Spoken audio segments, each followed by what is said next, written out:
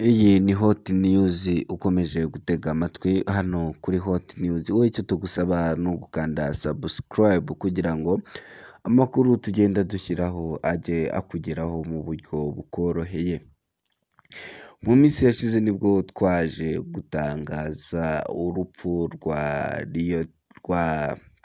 Retired General Marcel Gatsinzi, none mu minsi mikeya hakaba haje gutaha undi musirikare twavuga ko nawe wari siniya. Ibi bije rero nyuma y'aho ku mugoroba waraye ukeye hano wo kuwa gatanu haje gutangazwa urupfu rw'umusirikare ukomeye hano mu gihugu, nubwo yari yaragiye muri retirement.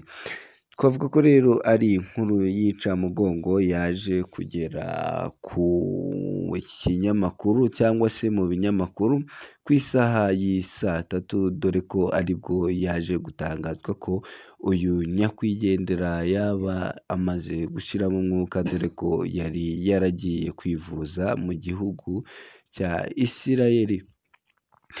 Uyu mugabo waje kwitaba Imana kuri uyu wa gatanu mu masaha y'isaa tatu gutyo, akaba ari nta wundi ari Colonel Retired Richard Muhirwa, wari umuyobozi wungirijwe muri Zigama CSS ushinzwe ibikorwa, akaba yitabye Imana.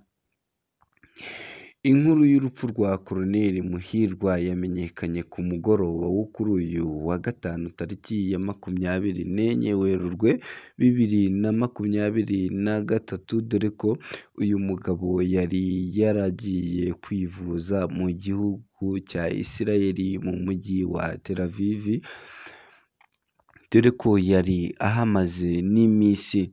Twavuga ko rero uyu mugabo wakoze mu bice bigiye bitandukanye, aho yagiye arangwa n'ubutwari. Kuri uyu munsi rero akaba aribwo yaje kuza kwitaba Imana aguye muri iki gihugu cya Isirayeli. Icyo tugusaba wowe ni ukugukomeza ukabana natwe, dore ko turi kugutegurira n'amateka yaranze uyu mugabo, dore ko mu gihe kitarambiranye aba yakugezeho hano kuri Hot News. Wowe icyo tugusaba ni ukubana natwe.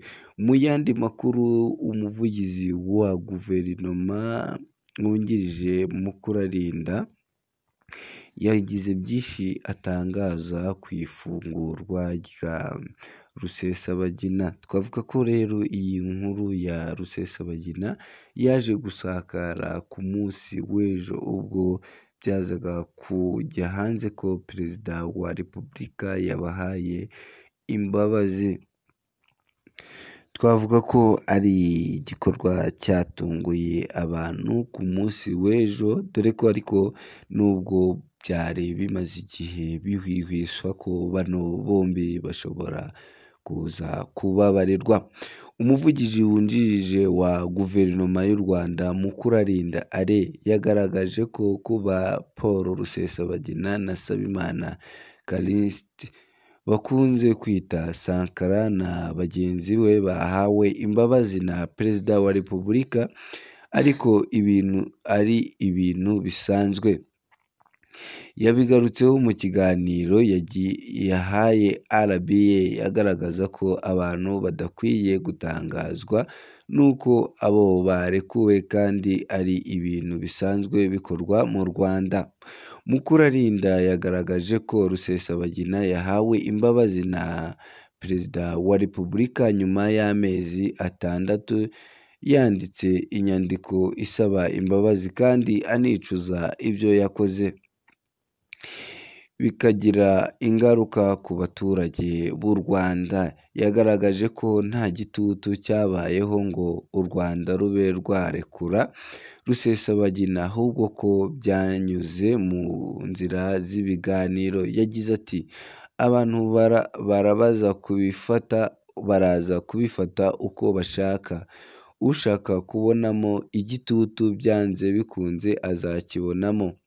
Ushaka kubonamo ibiganiro azabibona. Ushaka kubona ko hajemo n'umuhuza azabibona nk'uko byose biri hanze nta bingana ririmo. Yifashishije ubutumwa bw'umusenateri wo muri Amerika washimye uko ibihugu byitwaye mu gushaka igisubizo kuri iki kibazo. Yagize ati niba ba nyir'ubwite babyivugira, niba iriya baruwa mwagaragaje Rusesabagina we ubwe yayiyandikiye hashize amezi hafi 6, nakwibaza ngo hagati y'aho habaye iki? Niba babwira ko hajemo umuhuza Qatar nk'inshuti y'u Rwanda, yaba ari Amerika yayitabaje cyangwa u Rwanda rwagaragaje ko hari ibyo tutumvikanaho. Mwibuke ko Perezida wa Repubulika yigeze kubikomozaho avuga ko murasaba ko Rusesabagina arekurwa kandi koko n'amategeko arabiteganya. Ariko se abo barenganywa, abahohoterwa bo bite? Urumva umuntu arasabye undi nawe akweretse impamvu ibyo usaba bitahita bishoboka, bivuze ko bagomba kubiganiraho kugeza igihe bagizeho aho bahurira.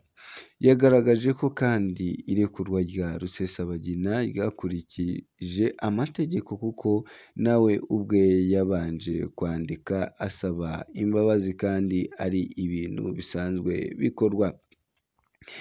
Yakomeje agira ati ntawe ushobora gukurirwaho igihano atanditse atasabye imbabazi, nubwo mu kuburana atabyemeraga akaba yaravuye mu rubanza, ariko mu rwego rw'amategeko tuvuga ko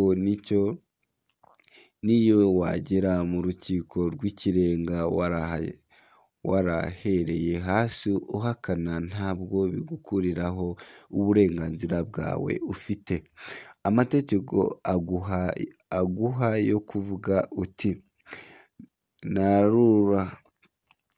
nari naruhanyije kuva kera, aho bigeze ndi mu rwego rwa nyuma ndabyemeye. Yagaragaje ko mu ibaruwa Rusesabagina yanditse atakambira umukuru w'igihugu yicuzaga ibyo yakoze no kuba atarabashije kurinda abasivile. Yagize ati hasi aravuga ati ndicuza kuba ibikorwa byanjye wa muntu wo muri FNL wari umuyobozi wa MRD byaragize ingaruka, byarangije bigahohotera. Ubundi ihohoterwa ku basivile ndaryanga kandi ndarirwanya.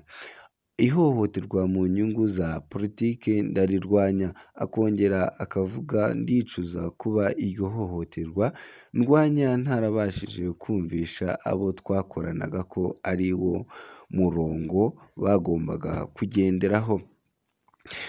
Umuvugizi wungirije muri guverinoma yakomeje avuga ati yavuze ko nubwo barekuwe ku mbabazi za Perezida wa Repubulika bitazakuraho ko bazishyura indishyi zategetswe n'urukiko. Yagize ati itegeko riteganya ko iyo hari abahohotewe bagizweho ingaruka barahari, hari abapfuye, hari abakomeretse n'abakigendana amasasu mu mubiri. Itegeko rivuga ko iyo bagenewe n'urukiko izo ndishyi zigumaho. Indishyi ntawe ushobora kuzirebaho kuko itegeko rirabibuza, bitinda cyangwa bigire vuba bazazihabwa. Mukurarinda yavuze ko ibyabaye ari ibintu bisanzwe, wenda impamvu byavuzwe cyane ari uko Rusesabagina yari umuntu uzwi cyane. Yagaragaje ko igiteye impungenge nta muntu uvuga ku bandi bantu 385 bafunguwe ku mbabazi zitangwa n'itegeko. twavuga ko rero ari ikiganiro kirambuye uyu mugabo yaje kugirana na RBA, aho yari ariho asobanura iby'irekurwa ry'uyu mugabo.